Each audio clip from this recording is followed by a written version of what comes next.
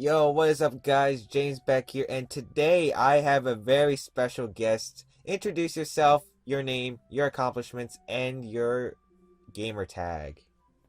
Hi, my name is Ashton Cox, and I recently got fourth place at the Florida Regional with a Pikachu, and I typically go by AV Link. Yes.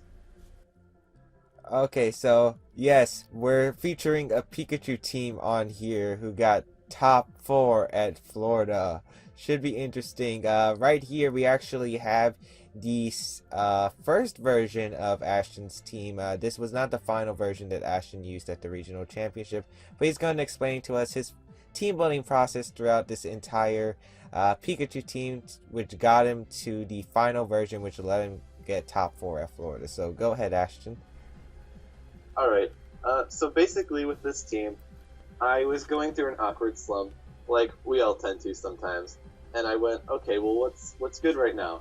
Well, Big Six is always good, so I took that team, and I played with it for a while, and I didn't really see a use for Salamence, so I just got rid of it and played with a 5 Pokemon team, and it was nice and all, but then as a joke, someone said, "Oh, hey, you should put a Pikachu on that. It's coming up to the 20th anniversary," and I was like, "Oh, okay, sure, I'll do that." But as time went on, it kind of gave me some justifications in being able to one-shot Kyogres almost 100% of the time, with being a really small roll in my opponent's favor, even if they're running 252 HP, 252 defense bold. But the original version of the team really consisted of just the standard Talonflame, my Xerneas, which ends up not changing, which had Substitute, which I can talk about that a little bit more later, but it was definitely very good. A pretty standard Groudon, but the EV spread is a bit weird. It lets this Groudon live Timid Groudon Earth Powers, and I kind of just dumped the other ones into special attack and speed. I wasn't really sure what to do with those. And then the Smeargle being a little interesting of a choice, not having Spiky Shield or any form of Protect, and putting Transform. And I mean, it was alright, but I really didn't like playing with Smeargle at all. And then a pretty standard Jolly Kangaskhan, and then the Pikachu, which is Adamant and has Fake Out, Faint, Volt Tackle, and Protect, which all were very necessary moves. Yeah. I mean, basically, along the way, the things that I did not keep in the final version were I tested Aquatail Kangaskhan for a bit. No. That was an awkward phase. It went over Sucker Punch. But the only reason I bring that up is having Aquatail there made me realize I don't need Sucker Punch on my Kangaskhan, and it kind of let me explore into the other moves that I could get. And then, so moving on to the final version of the team, I actually ended up adding an Amoonguss to the team, which has I never have known what the EVs do, but I've had this spread since early 2015, and I've just kind of kept it. And I just opted for the standard Spore, Rage Powder, Grass Knot, and Protect with the Lumberry, just really hoping to help my Xerneas matchup and my Trick Room matchup, which was kind of weak at the time. And as you can see, I also ended up keeping the same Xerneas on my team, which still rocking that Substitute, very clutch, 2 of my games in Florida. And then next one being Gengar, which looks pretty standard, but the Trick Room being a little bit awkward on the team, seeing as most of my guys were pretty fast. The Skill Swap too, being a really clutch move. I know it's typically seen on Kyogre teams, but I opted to use it with Groudon just because I felt I could use it to the same advantage that the people using it on Kyogre teams could. And then moving on to the Groudon, as you can see, it has Pin Power Ice, which is such an awkward move choice, and it only was used once or twice during the tournament, but it ended up winning me my round 6 game. So, I mean, I guess it's kind of justified. You used it twice because you tried it against Wolf's Salamence in top 4. Yeah, I was trying to hope I could catch him on a Protect there, but didn't really work out how I'd hoped. And then the EV spread changed a little bit. I figured if I was running Trick Room at this point on my Gengar, I figured, well, why not just give it modest max special attack, keep that defensive EV spread that I wanted, and then the speed could just be whatever else I happen to have, so that I'd be outspeeding those Brave Zero or just -0 primals. Mm-hmm. And then the Kangaskhan spread, a little bit interesting. It actually, after also knowing that I'm going to be running Trick Room Gengar, I opted to change the spread up a bit, just so it the 156 EVs lets it outspeed Smeargle after it Mega Evolves, and I just went for max HP. I was trying to give it a little bulk so that during Trick Room it would take. I think I was calculating for Fake Out plus a modest Dazzling Gleam or something really awkward, but I don't know where that went. But the speed is really what matters in the situation. The rest of it was pretty irrelevant. But if you look at the moves, you can see I didn't see much use for Low Kick or Sucker Punch, which may be the two popular moves here. Maybe Protect in some cases, people might want it. But I really went for Hammer Arm because it's still a strong fighting move. I think it can almost always one-shot 4 HP Kangaskhan. And with the Trick Room, having my speed lets me be slower than Brave Zero Primals. Or Quiet Zero, I mean, competitor. But that really, to me, that seems like a really nice calculation to be able to have on your team. And the Fire Punch, it started as an interesting tech for Scizors, and I didn't even notice that it would work for Ferrothorns until the day of the tournament, surprisingly. But yeah, that ended up working out nice, but not so nice with those weird damage rolls on Wolf's Ferrothorn. But then Pikachu doesn't end up changing at all. I actually, you can see here on the spreads, I had an Adamant one, which is what I had intended to have going to the tournament. I actually ended up bringing a Jolly one, because my friend who got it for me ended up getting a Jolly one and not an Adamant one. But it didn't hurt me at all during the tournament, so it was okay. I mean, Jolly might have allowed you to guarantee a potential speed tie you could have had against max speed Kyogres, so... Yeah, I was kind of worried about max speed Kyogres going to a tournament. I know a lot of people are opting for bulkier Kyogres, seeing as it actually has some pretty decent bulk if you look at it and EV it the right way. But as I started asking around at the tournament what the Florida scene was looking like, a lot of people were telling me that there might be fast Kyogres that I would run into. But thankfully I didn't run into any that day that I know of. So, yeah. Okay, so you told us on how you built your team, your thought process. Definitely. First question is, would you have preferred a more specially defensive Amoonguss to take hits from, like, let's say, Kyogre better? Yeah, I definitely would have. I know also I fought a few Aegislash during the day, which was really weird. I think I fought them on three teams in the Switch rounds, and all of their attacks were doing really close to like 50% to my Amoonguss, and it was a little bit frustrating. And really, Amoonguss was meant to be more of Kang redirection or stuff like that, but it never came in handy for that. So I actually do wish that I would have ran a more special defensive variant. Maybe taking Salaman's Hyper Voice is better, considering I definitely couldn't take a Double Edge. Mm-hmm. Okay, so next question is your Xerneas.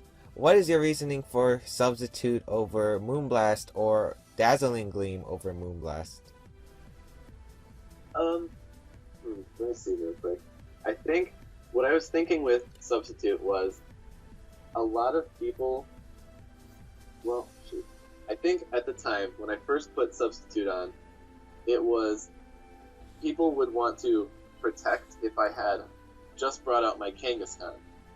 And so if I bring out Kang, have that +2 Xerneas next to it, and they can protect or somehow optimize out of getting someone to protect that turn, just to not be hit by a Fake Out or something like that. Mm-hmm. I saw that really with Moonblast, people were EVing to live it. Like I know Kyogres were, and some Kangaskhan's. And so I figured if I just have Dazzling Gleam, I can still get the guaranteed 2-hit KO on almost all of the metagame that doesn't resist a Xerneas Dazzling Gleam. So I figured I was just safe to get rid of Moonblast and hope that I can get some cool substitutes off on people who try to protect. I see. Very interesting. Next is your Gengar. Uh, Most Gengars, obviously, you explained the reasoning behind Trick Room. I actually do love Trick Room Focus Sash Gengar. It catches a lot of people off guard. But you actually opted for Shadow Ball, which most Gengars do not carry anymore. Can you explain your reasoning for having Shadow Ball over another move like Icy Wind, maybe Taunt? Yeah. It started out with a. It actually started out as a Gengar, without Trick Room and without Skill Swap, and it was the normal Will-O-Wisp, Icy Wind, Taunt, Sludge Bomb variant. But with the need for, I always ran into Tailwind users that I couldn't beat because I really didn't have my own version of speed control. Besides, I mean, Xerneas, if you count that as its own version of speed control. But I didn't have any way to beat Trick Room or beat Tailwind. And so when I opted to put the Trick Room on, I put it as really a anti-Trick Room, or like having my own Trick Room to beat Tailwind users. And I found that if I was anti-Trick Rooming, I really wanted a way to be able to super effective hit those Trick Room users after I had undone their turn of Trick Room, where they would most likely have that one turn of maybe protecting with their side Pokemon and Trick Rooming. I would want a way to be able to pick up the KO on the Trick Room user, rather than just chip it or let it actually get its Trick Room up without having to go for Trick Room on my Gengar again. I see. So you have to Shadow Ball to hit Pokemon such as Cresselia and Bronzong. Yeah, mostly for those Psychic types, or some maybe Ghost type that would be out there threatening me. Okay, so I think we already talked about why you ran HP Ice Groudon to its Salamence, possibly Mega Rayquaza. But did it ever hurt you to not have another fire move and only having Eruption as your only form of fire coverage? Honestly, I would say, yeah, it kind of did hurt me. Throughout the day, I really wished I would have had, say, Flamethrower or maybe Precipice Blades in that slot, because I know the original version of the team did have Precipice Blades there, and it wasn't even that strong in this case. Being as my Groudon's modest, but it would be able to hit both of my opponent's Pokemon for stab damage, which was always nice. And it did kind of hinder me a little bit versus Mawiles sometimes, if I couldn't predict right with the Earth Power or Eruption, and having them able to switch out and things. I did kind of want to have a single target fire move, but at the same time, the Hidden Power Race did save me in one of my matches. And so I'm pretty glad I picked it. I don't think I would have won any matches I'd lost if I didn't have, or if I did have a fire move. Alright, so Kangaskhan with Hammer Arm and Fire Punch. Were you ever scared about Hammer Arm because of its 90% accuracy? It didn't. It honestly didn't phase me too much when I put it on to the Kangaskhan. And I know for anyone watching the stream, you saw me hammer on myself and it missed. That was actually the first time it had missed all day, which is why it was so humorous to me. Because I actually I fired it off, I think 2, maybe 3 times only that day, but it did come through for me, and I was worried every time I clicked it until I saw the animation. I was always unsure of if it was the right play or not. But it definitely helped a lot more than it hurt, being able to totally slow down my own Kangaskhan and turn the game around to where I was the slowest on the field. Alright, so we pretty much talked about your team. If you could go back and rebuild this team again, what changes would you have made? I think we already talked about especially defensive Amoonguss over your physically defensive ones. Anything else? Honestly, I might have invested a little bit more attack in my Kangaskhan over HP. I know it still hits like a truck having 100 invested adamant. After it megas, the attack goes up and it hits twice. It still hits pretty hard. But there were some KOs that I was missing out on, just being less invested than other adamant Kangaskhan's. Also, I realized only having this much attack investment did make me miss out on KOs on any Kangaskhan that had a little bit less, or a little bit more bulk than 4 HP. So I do wish I would have taken a little bit out of HP and put a little bit more attack. And that's it for changes you would make? Yeah, honestly, the team I still play with it right now. I haven't made any changes besides the. I think I pulled like 32 out of HP and put it into attacker. I'm not sure if that's the right multiple, but I only pulled a little bit out and put it into attack. But I'm still playing with this team, so I still see it as a pretty solid team and haven't made any changes. So, how does this team play will be our next question. How does this team function? Well, in general, this team, it's like most teams, it plays around supporting my legends, which is kind of it's kind of a really typical thing to do with the Xerneas and Groudon. They hit so hard in this format, and they're very easy to, if you get them set up, you're going to destroy your opponent's team one way or the other. And with the double fake out support, it's not typically expected to bring both of those in one game just to use fake out. But there were multiple instances where I would just bring Kangaskhan and Pikachu to support my Xerneas with being able to just fake out and let me get the Geomancy.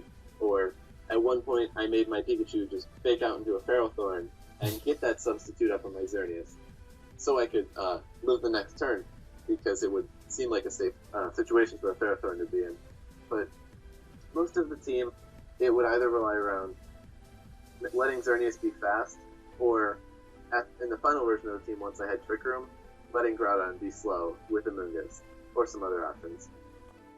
Alright, so what were your common leads against some of the more staple teams that we see in this metagame? Big Six, Kyogre, Trick Room. What would you say your leads to those teams are? I would definitely say one of my most favorable matchups would be Kyogre, just for the fact that most Kyogre teams, if they have a staple Xerneas counter, it's typically maybe Scizor or Ferrothorn, or maybe Aegislash. But those, the Scizor and Ferrothorn definitely just get taken out by Fire Punch, unless they're running that really bulky spread that I found Wolf to be using in top 4. But most games I would find Fire Punch taking them out immediately. And I wouldn't see the Kyogre Ferrothorn lead or even be brought out in front of my Kangaskhan Xerneas, because they would just I would just be able to switch in Groudon in that situation. So typically it'd be something like Rayquaza Ferrothorn, which really let me put myself in an optimal situation with the Fire Punch. But my matchup versus Big Six was a little shaky, just because they would have Smeargle, which is always a pain, I'm sure we all know. Mm-hmm. But my Big Six matchup, unless they had Cresselia, typically relied around just getting my Trick Room up and then sweeping with my own Groudon. And I guess same goes for Trick Room, is I would either play with their Trick Room and want them to get it up, or I'd undo their Trick Room if I had some way that maybe Pikachu could totally destroy their whole team, like a Kyogre and something else. How well did Pikachu do at the event? Well, I have to say, during my Swiss rounds, it got 10 out of 39 kills. Alright, no, that's including cut, I think. Yeah, it was 10 out of 39. I don't remember where that number came from, but I told somebody, and it was 10 out of 39. I can go back and look for you sometime. But I know it, oh my gosh, it was so insane. I know the highlight of my day was my match versus Jake Skirchek, and it ended up with my Pikachu KOing his Ho-Oh, his Kangaskhan, and his Kyogre all in one match. And it was just so good seeing all of them. It was, yeah. But besides that, I also had a game where I led Pikachu Xerneas, and it ended in 3 turns, just because he had no answer to it. So I'd say it definitely did exactly what I wanted it to.